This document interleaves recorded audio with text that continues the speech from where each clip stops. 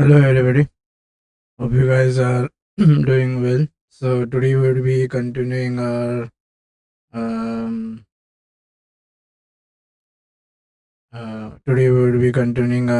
journey in Swift, and today we will be talking about. So you are with concurrency, and like we discussed why there is a need for concurrency and what is concurrency versus parallelism.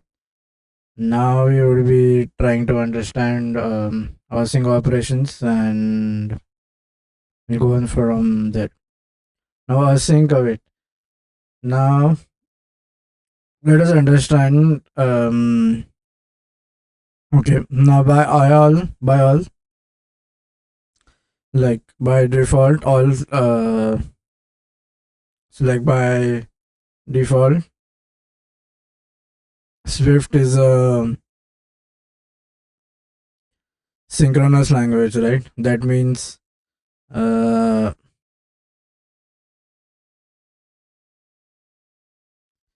synchronous language, right? That means any function call um, will be immediately invoked, right? Now the function like that is what I'm trying to say is all functions um, execute in one single thread, right?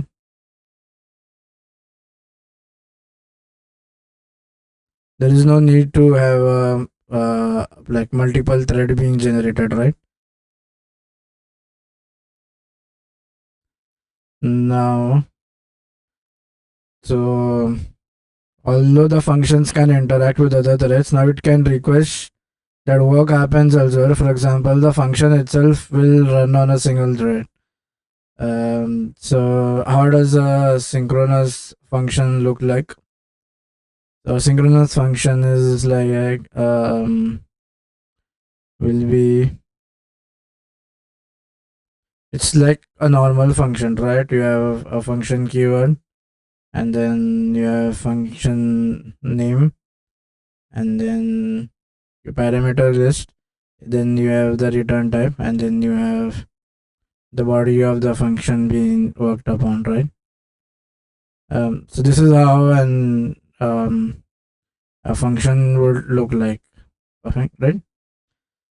Now this has a number of advantages. Remember, so there is only one single thread to execute this function. So it will work until all the statements are executed inside this function. Now, perhaps, yeah. So they will all execute one by one. So what if we can, and so like we can also nest functions, right? In because this is if we because functions are higher order, you can have functions within a function. So you can do function B, and then you can have another function being present here, right? So you can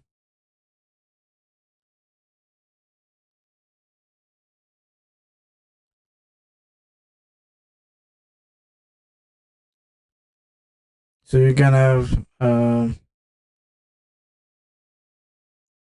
one more function, right? So you do function B, and then you can call this function inside that. So now again, so each function will have its own function CD. They will all execute in the same thread, right? Like the flow of execution is like irrespective of whatever, irrespective if you have, they will all follow a single thread execution, right? Now this is going to be handled in the function stack, right? So there is some. So remember, functions always come on the stack, right? So the moment you what is going to happen is, so the first function is going to be placed over here, and then this is function func b, and then so we are talking about this case, right? So then okay, let this be something else. Let this be C, and on the top of it, when I make that call, yeah, I'm going to have another function call being made, right? So on top, so you have another function called, so you say func c being written over here. Now this is the top of stack, right? This is the top of stack. So first this will complete, and then once this is going to get complete, then this will become the top of stack, right? So then we'll work on this function. The moment the stack is empty, will come out. Okay. Now this approach means that both A and C have a variable. Okay. So if I have two functions, uh, like if so what if I have a variable declared here? This is assume the a variable being declared here. This is suppose I have var a, and then I have another variable mentioned in here, right? So if I have another, say I have another variable where c. So now what this stack is going to contain is, now this is going to contain everything, right? So like this will have all the variables present in it, and this will have all the variables present in it. Now if you are executing another function, say function a, which is going to be on top of stack, so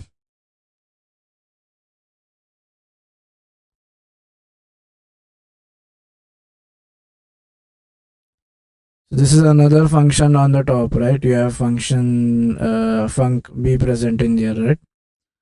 So you say, and you write,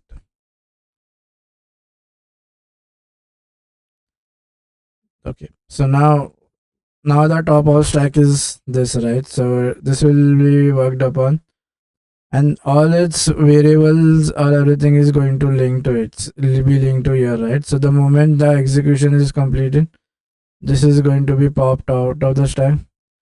The moment we pop it out, all the local variables declared will also be removed, right? Garbage collection will be done, and then we have so these two variables are independent, right? Although they are in the same stack, but there is no linkage between them, and we cannot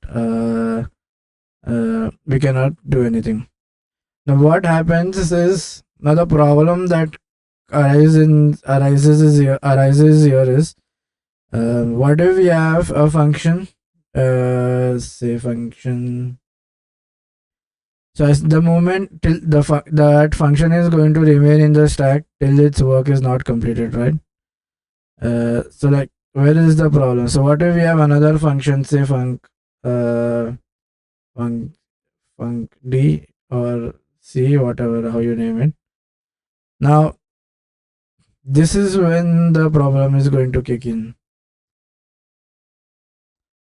By what I mean to say is, now what if I have something like a blocking code? For example, what if I'm requesting data from a web server, right? This is a web server. I'm requesting for a data, and then I have below it I have other functions calls as well, right?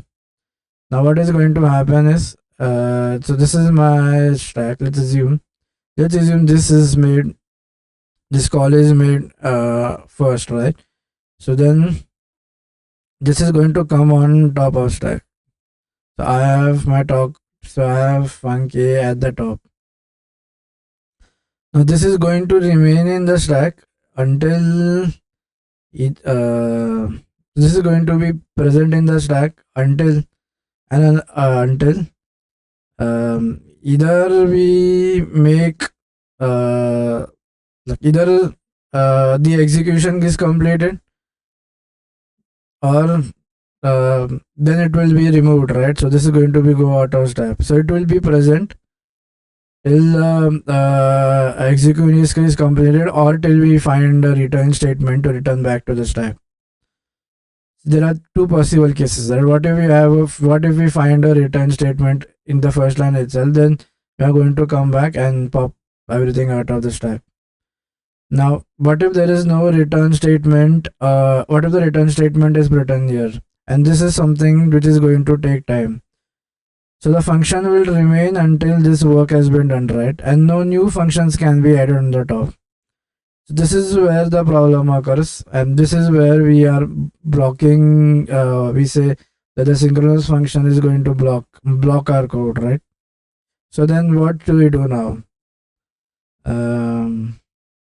This is problematic, right? We have blocked, and remember, this is going to be called in the single thread, right? In the single main thread, this calling is going to happen.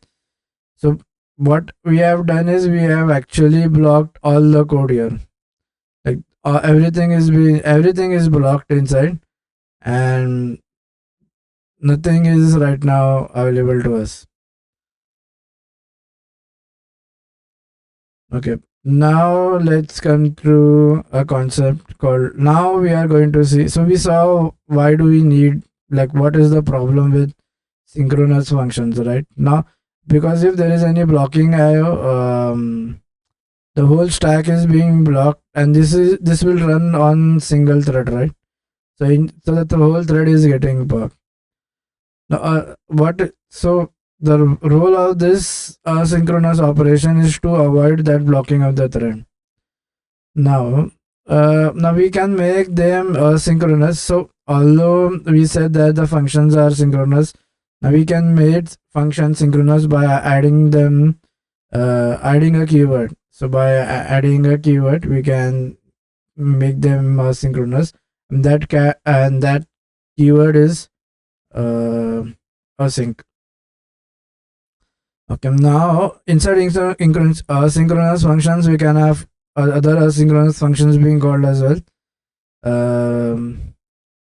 Now we can call other functions using a second keyword called as await. As a result, you will often hear developers using the async await. So then, if my function is named as async,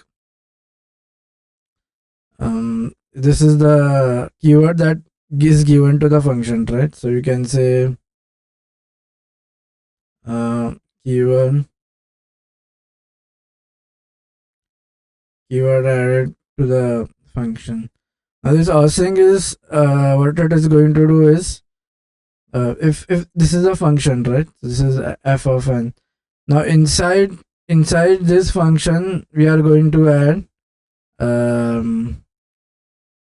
if we have another async function, then how do we call it is, for that we use the keyword which is await. So here you have the await keyword being used. Okay, now let's see what is the advantage of doing that. The first async. Okay, so now let's have this thing being done.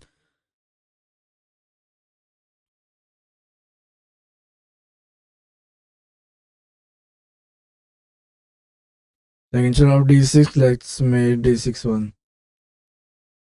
Okay, so now we have added the async keyword, right? So now this is going to be my async function which is working.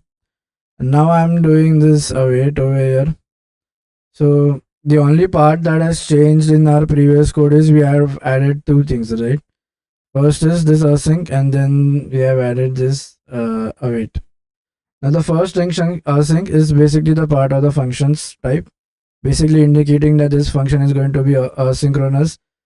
That means, which means we cannot use it in place that expects it to return a string. However, by marking the code async, now we have made it as an asynchronous that returns an okay, the return type is not what we are taking care about, which means we cannot use it in a place where that expects a synchronous function that returns an end. So now it has become asynchronous. We cannot use it, or we cannot make it where we want to make a synchronous call. Now this is what I mean. to say that the async nature of the function is the past of its type. It affects the way we refer the function everywhere else in our code. Now, this is not exactly how throws work. You can't use a throwing function in a place that expects a non-throwing function. Okay, so second, so what he's saying is this async has now become a part of the type of the function. So just keep that in mind. The second thing is inside the function. So this hasn't changed, right? The code hasn't changed in here. This is as it is. Like there is no difference here. The third difference is how we are going to call. Because this is an asynchronous. Now we there are few ways to call it. Now, which means so what we are going. So remember, this function is going to run when we call it, right? So but we don't want it to run in a synchronous manner. So what we are going to do is we are going to add this await, which is going to say run it in an asynchronous manner. So okay, so let's see one example of how and where asynchronous functions can be used, right? So the most common example of doing that is making an API call, right? Okay.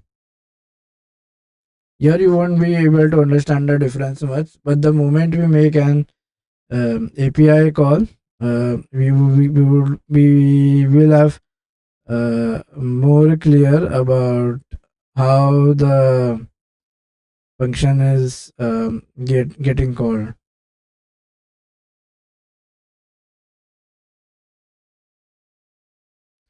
So this is our function that we have. So let's format it a bit as well, because that it becomes readable. Okay.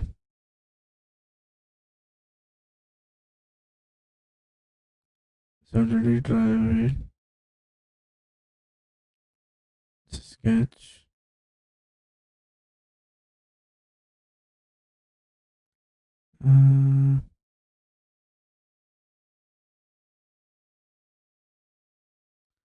So I hope this is making sense now.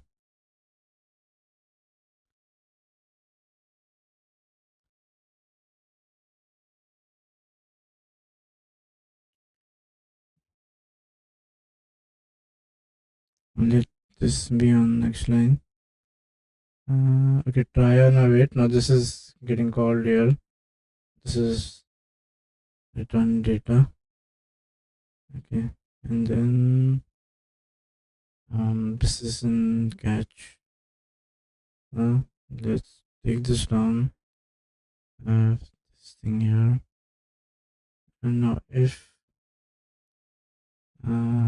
so return nil is, and then if length data. Oh, this is why we are trying to access that data. So okay, let's this thing.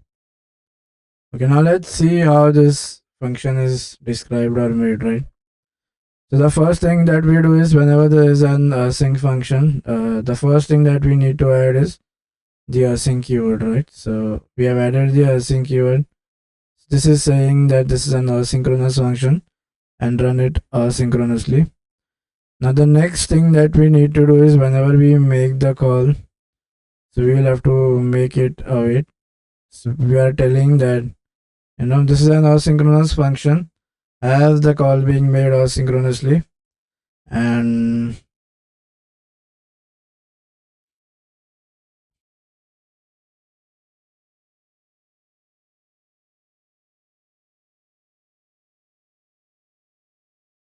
okay, and and what are we saying one more? So remember, this is an optional data, right? So if you want to access, this is like this is an optional, right? So the moment you need to or going to assign or going to return an optional, you will need the flet, or you need some sort of mechanism to unwrap it, right? So that is what we are trying to do here. This is basically unwrapping the function. If let this is going to unwrap it. Now let's understand. We already know that. So what is this URL? So this URL is where you define the URL, right? For example, if there is a website, right? So we want to make a call to this website. The way we do is you have the URL passed, right? Now, so this is going to be in URL. The next thing that we need to do is we need to establish a session, right? That means if this is our website and this is our client, right? So our client is going to be a cell phone. A session needs to be established, right? For that we are using this shared data. Now so basically this is we are also taking care of if there is any uh, okay. Now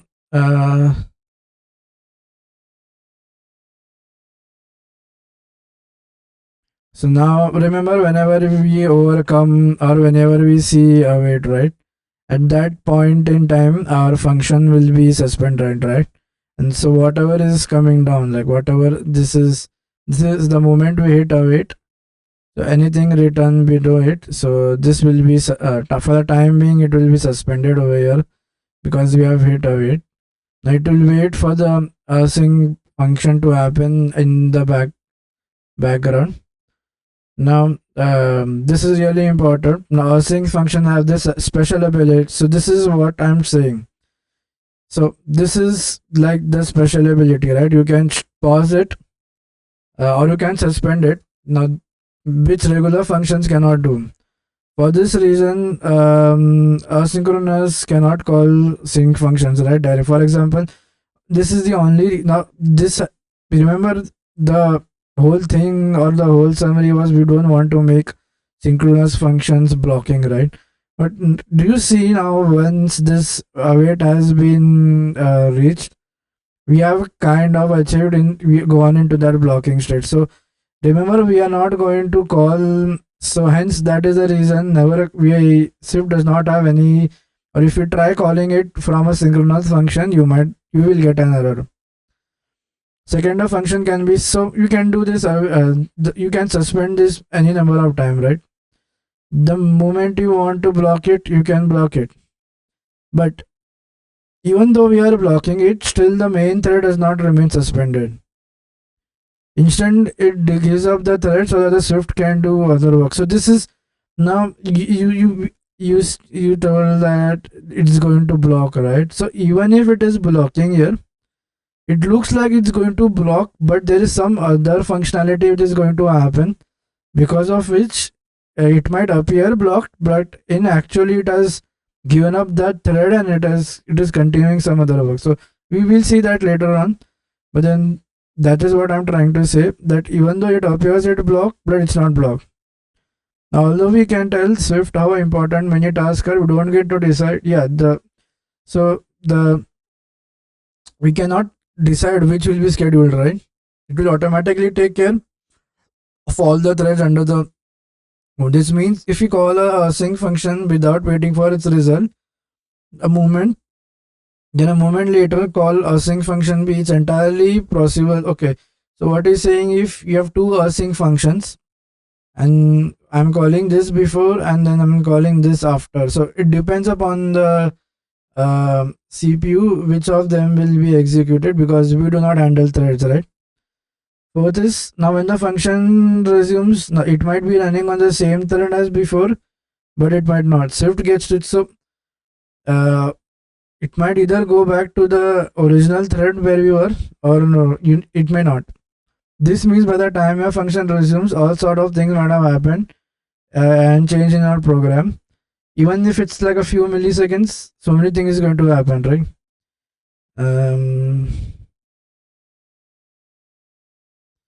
Now, so finally, what we say is when we write an async, We are not doing any suspension. The moment it reaches await, or when we go to the await point, that is where we say potential marking for a suspension.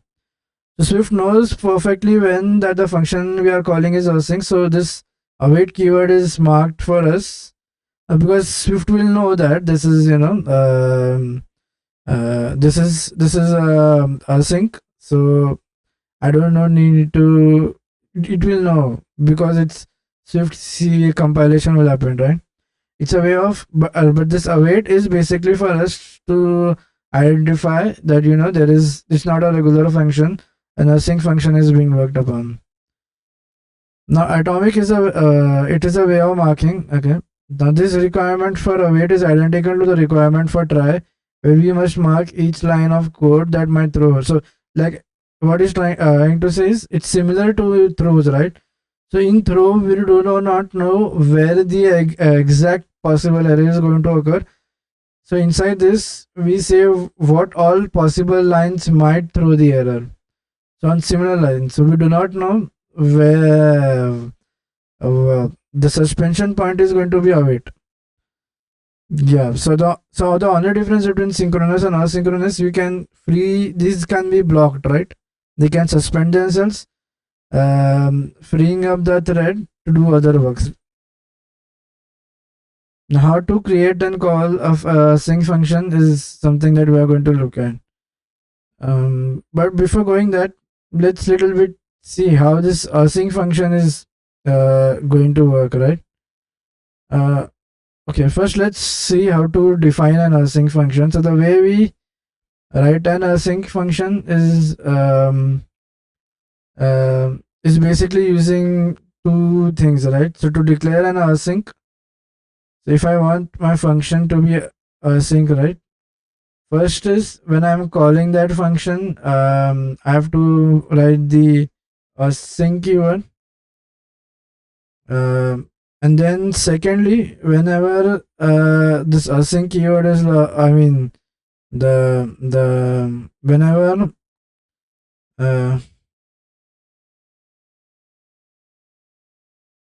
whenever this work is complete, whenever I'm calling the function, I need to make use of the await keyword. So this is, we can say this is while calling and this is while declaring.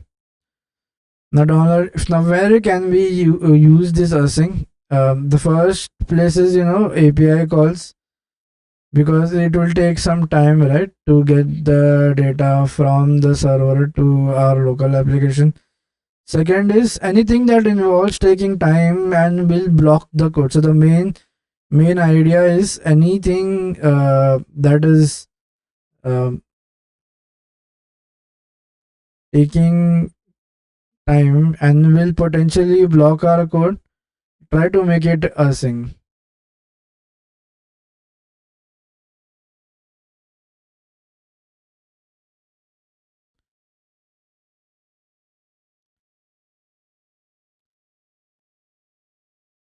This is what the whole idea is, like where can we use this is anything that can take time and potentially will result in blocking the main thread.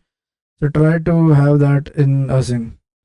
To actually use these functions, you will need to write a fourth function that calls by one and prints.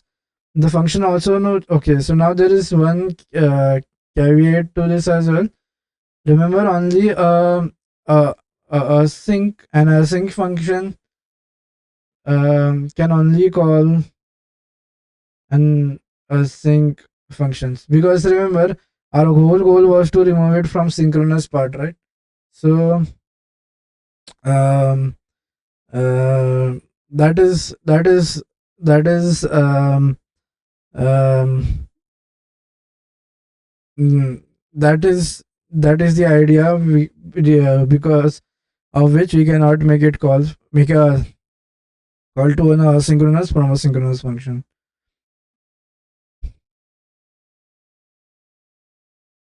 Okay, now let's see what are we trying to execute here. So I have a function here. I have a function that is declared.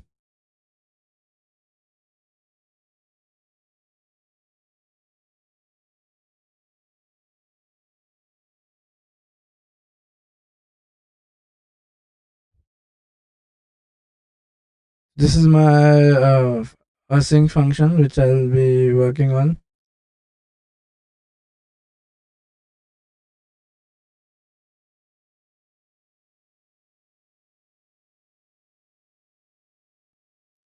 So this is basically I'm going to fetch the data. This is my function definition, and this is my the first thing going to do is I'm going to do an array dot map, and um, then so this is going to map this and have the data now, and then I have another function which is going to calculate the average temperature. This is my function average temperature, and I made this async as well. This is my function definition for the second one.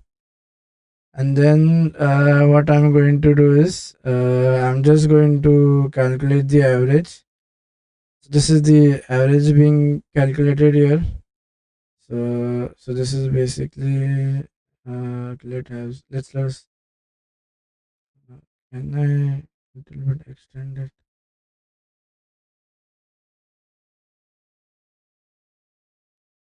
So this is my map, and then I can have this closure coming down, and this is the okay, you can have this up here as well. So now this is how I'm calculating the average. This is the average being calculated here. Then I have another function that is going to print a string. Okay. Now then I have another one, process weather. This is going to, so now I'm making this call here. Okay, this is where the calling is going to happen. So let's have this little bit wider. Okay, and let's widen it more. Then now this is okay, and this is again going to come down, and then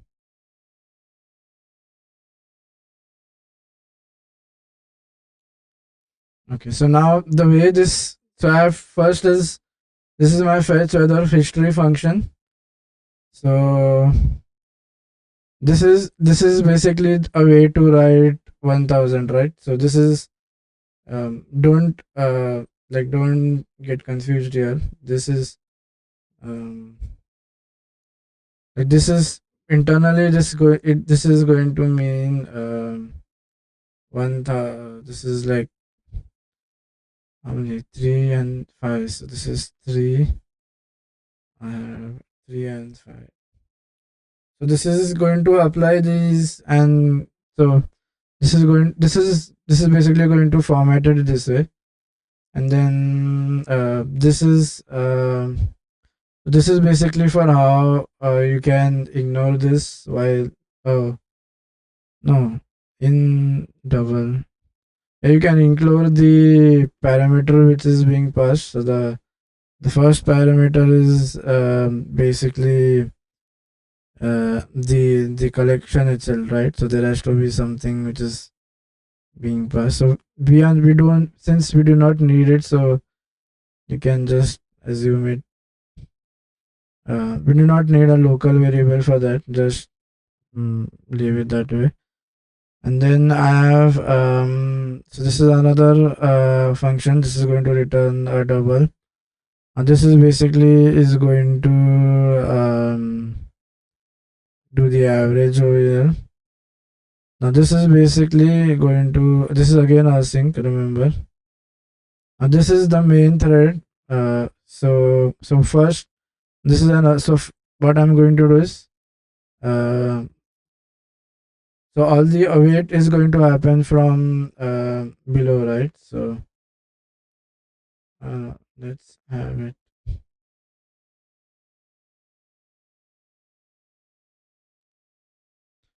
So now first is we need to invoke this. So we are going to say wait here. So things written below it will be suspended, right? So the moment I am seeing this wait, I'm going to suspend. and I'm going to call this process weather. So the first statement I see is records, right? So then I'm waiting here until I have something in the records, because remember it is this records which is going to be passed, right, to calculate the average. So then once I have this, then I'm going to come to this line, and then I'm going to pass the records in. So now so once I have the records, I'm going to wait, and then again this is a wait, right? So it will wait until I have the average quickly available here. Now this is basically what I'm going to do is I'm just going to print OK over here. So I'm going to upload this. So you pass. This is the result, right? This is nothing but my result that is getting passed, and then I'm printing OK. And then I'm just printing server response and some it may be like a number or something. Yeah, so everyone, because for this to so why I have marked it await is, see, remember all this one thing that you will recognize is one call depends upon the others. That means um, this record is going to get passed, so we need this record to be present. This average needs to be calculated, and which is going to get passed. So you kind of need that awaiting and happen. And each await will wait in sequence. This is not going to do anything in parallel. Now each time the await finishes, the while gets assigned to the constant, sorry, to the let, and then and we record the response, and then we, so let is a constant, right? In Swift language, let is termed as a constant. So and then we are going to pass it down. Now once created, this is just this is like just how we use in a regular function, right? Nothing much. Now because it calls async function using await, it is required that the process. Okay, so now I'm okay. Now he's talking about this process, whether why he has made this async is, remember synchronous functions cannot call, right? So if there is something which is calling this asynchronous function, then I need an asynchronous function to call as well. So that is the reason why this has been made async.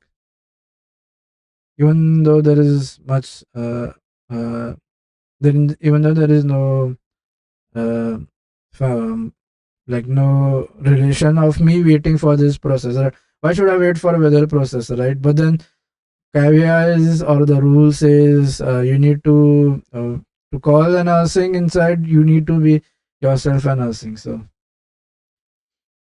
okay, now how to make async through errors, right? Throwing, so why do we want to throw error? Remember, it may so happen that our fetch might not be completed, or there might be a network disconnection, or when you are trying to write to a file, memory might be full, right? So we don't want our program to terminate abruptly, right? We always want the smooth termination of a program. So that is the reason uh, we try to have or we try to introduce something called as an error, to throw an error if something inadvertently happens that we never expected. um, Now there is some differences when we mark a function as throwing errors. So whenever you mark an error function, sorry, of async function to throw errors, is you do async and then throws. So this is where we were defining, right? In the definition or in the declaration, we need to use this, and when we are going to call it, we are going to use uh, try await, which is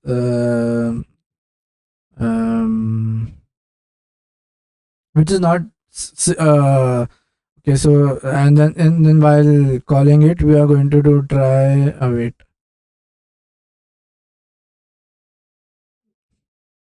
Now you might see some difference, right? Whenever you are doing error handling, uh, whenever you are performing error handling or something else in whenever you do error handling, You first try if there is an error, and then if there is an error you throw that error. But here we are first doing the throw, so this order is reversed in using that. Now we need to use try. So now to demonstrate this in action, let's see a function how we are going to use try and await. And let's see how it will work, right? So now we are going to see a code snippet, and we'll try to understand each and everything. And okay, so let's paste. Okay, let's now get rid of. Okay, so we have our function now. So let's see an example of using this smooth or this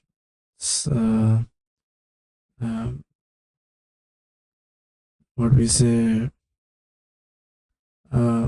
smooth termination of a program. Okay, so this is almost good as formatted, right? Okay, we don't need this. Yeah. So then now this is our function, right? This is our function. Okay, this is our function. To mark, we have marked this as async because we are going to make okay, we have marked this as async. That means whenever we call this we need to use await, and also we are going to throw an error over here. So the way we are going to call it is using try await. Now this is our URL, which is again like an address to the server. Now so try await. So this is again we are using something called as try await. This URL sessions is basically something which is asynchronous in nature, I feel.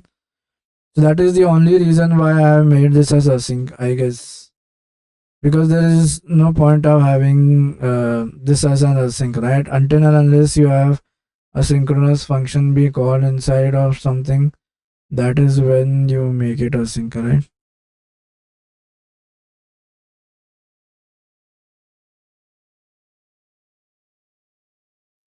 Okay, now to demonstrate this, this is my fetch favorites method. Now both fetching data and decoding data are throwing functions, right? So I only have fetch functions. Oh yeah, so the decoding function is this. He's trying to say this is my decoding function, JSON.decoder. Now remember these are both try are throwing. So this is so by default this will throw an error. So you need to take care of that situation. So hence we are using this try. So that if there is an whenever there is a throw, this is going to throw me an error. Here you need to perform like some sort of error handling. Now those errors aren't being handled in the function, so we need to mark fetch favorites as also being thrown, so Swift can let any errors bubble up to okay, so we are not throwing any error, right? I mean, we are just trying for an error, but there is no smooth full termination, right? So what we are doing is we are marking this as throws, so that if there is any error coming up here, we'll throw that error over here. So hence we have marked this as throws. Now since this is marked as throws, we need to try it, right? And that is how. But the function calls are marked try it. Like I said, the keyword order gets reversed, so that is yeah. So what I'm trying, what we were saying is okay. So this try await here, this try is something else. This is to this URL session has something that needs error handling to be done. It conforms to some protocol, so we need to do that. And we are making this async, so this is await. So the async await relation has been established because this is we are making an asynchronous call. Yeah, we are waiting for an asynchronous call. So only an asynchronous function can call asynchronous, right? So this has to be also asynchronous. So that relation comes up here. Now why we have made this throws is basically to handle these two errors, right? There is no way, or if there is any error handling here, we are not performing any throws. Throws is, or we are not catching it here. So the throws is going to do that error handling, and then we are since we have mentioned here throws, this has to be in the reverse order, right? And this is an async function, so you have to await it over here. This flat favorites is because I guess it kind of takes or returns an optional, so we are going to take care of that as well. Now, what calls the first async function? You can only call the async, so hence they might need to suspend themselves and everything that is waiting for them. Now, this leads to a bit of a chicken and egg problem, right? So, what I'm trying to say is, remember, um the whole goal of async was to suspend, right?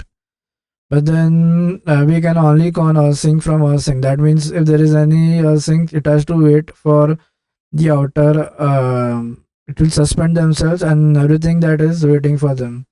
This is not. This is the reason or the whole idea that we wanted to develop is to solve that blocking problem, right? But here when we are calling inside a synchronous, when we have, because async can only make call to an async, so again we are running into that blocking issue. So um, what is what starts it all? What calls the very first async function?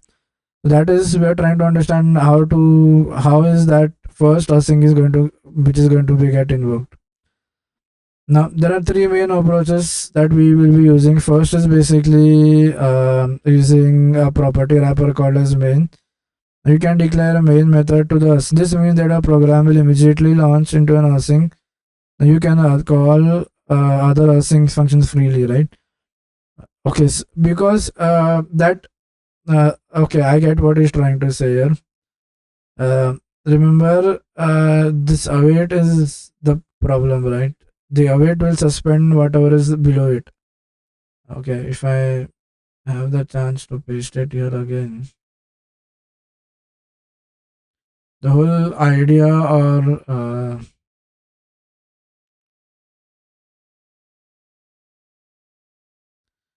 so what I'm trying to explain you is why is it a chicken and egg problem? Is, remember this? Do you see this await here?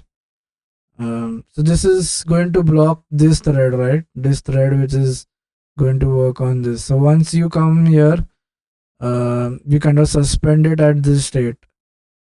So we used synchronous. We went to asynchronous because it kind of avoids that blocking. But now, because of asynchronous, our function has been blocked.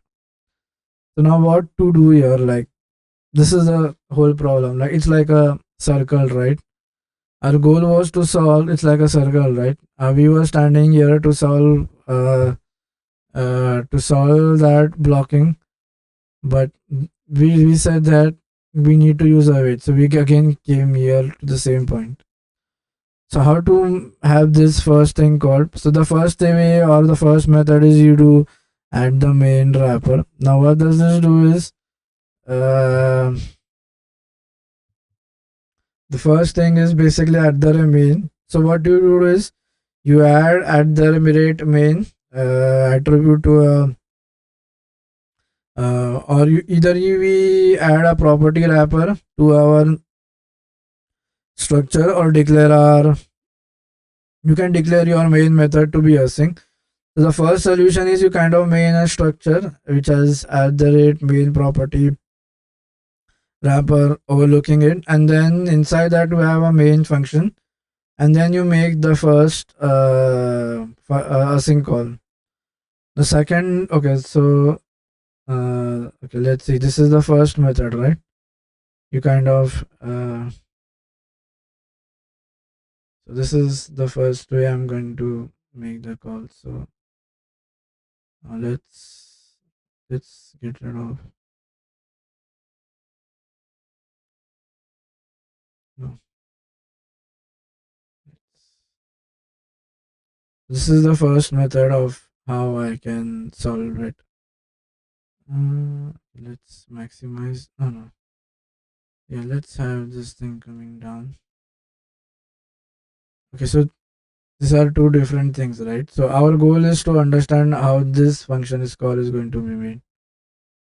So then what the first method says is you add a property wrapper, and inside that you have a main function that is going to which is going to get executed, or that is what is going to work.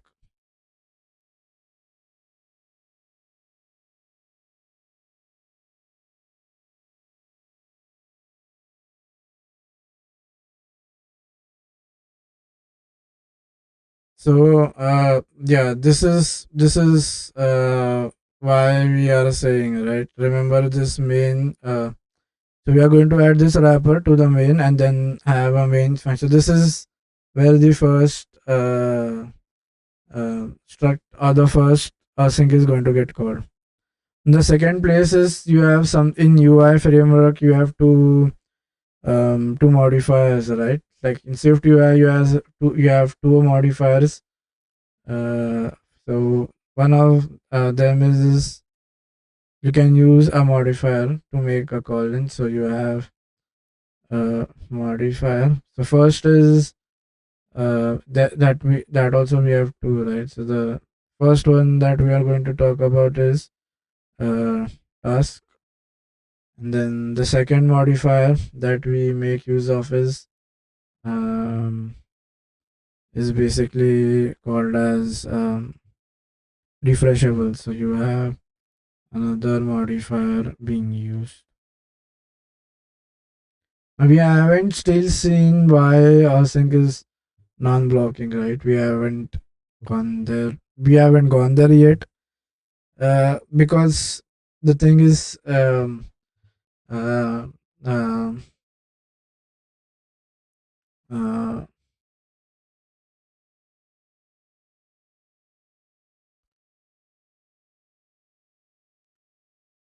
uh, we haven't still seen how GCD or task management is or thread management is going to work, right? So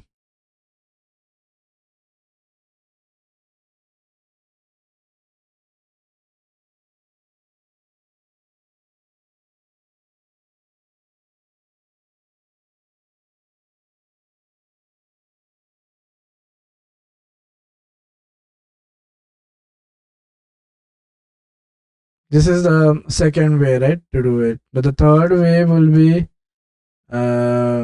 you have a task API that lets us do the third is using task API. So the third method is using um, task API. Now, when we use task, you are asking Swift to run some async code. If you do not care about the result, you have nothing to wait for. The task will start running immediately while your own function continues, and it will run to complete even if we don't store the active task. And we'll see. This means you are not waiting for the result of the task. So you won't run the risk of being suspended. Of course, when you actually want to use any return value, then that's when a wait is required. Now we will be looking in task API in detail. Right now we are not going to handle that. So right now we are still trying to understand the definition, and there is something called as a task API. So what that task API is going to do, that is an API, right? So yeah, that is something that you need to take be the only thing that you need to the key thing that we need to take care here is it's a task API. uh, so okay, so these are the three methods, right? First is basically you kind of have a struct and then you wrap it under at the rate main so that you can make the call to the first async, because the remaining are so once you have an async function already defined, you can make calls to n number of async functions, right? But then you need this first async to be invoked. The other ways you can use modifiers. You have tasks. This is provided by the UI, right? So we are going to use Swift UI. So you have two functions that is being provided. Modifiers being provided, not functions. Modifiers. And the third is basically the task API. So remember, this is an API. So now we are something talking about the OS, right? We say there are a number of APIs that are at the system level, and this is at the kernel level, right? So that the call from here can be made using the API without making system calls, without doing any uh, without making any systems calls, so that the kernel itself can take care of that, and we are not handling the system calls, and thereby not reducing or causing any damage to the security of the code, right? Because the hardware is where the safety relies, right?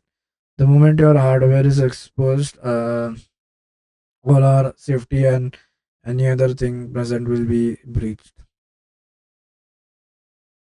So yeah, that's all for this lecture. This was more sort of a general interview, how Async is going to work, and where to use Async when we have something blocking. So you kind of try to put it in an Async. Remember, if there is an Async function, only an Async function can call it. But the whole issue is to call, and if you have an async, you need an async, right? But then who will call that first async is what we discussed. That is nothing but the chicken and an egg problem, which we uh, understood here. Um, yeah, I guess that's all for this part. And then we will see with the task API is something that is important, right? That is what, and we also said that the moment we reach an await, the things below it will be awaited, right? So by awaited is basically um, anything written below will stop the execution return. So any statements written below that will not be worked upon or will not be executed. It will be suspension. It will be present in a suspended state, and yeah, and yeah, and that's all for today's lecture. And synchronous so by default, Swift has synchronous functions, right? Anything which does not have like an async keyword is said to be synchronous in nature. So I guess yeah, that's all for this part of the video. I will see you in another video. Till that time, yeah, take care, bye bye, and see you in the next one.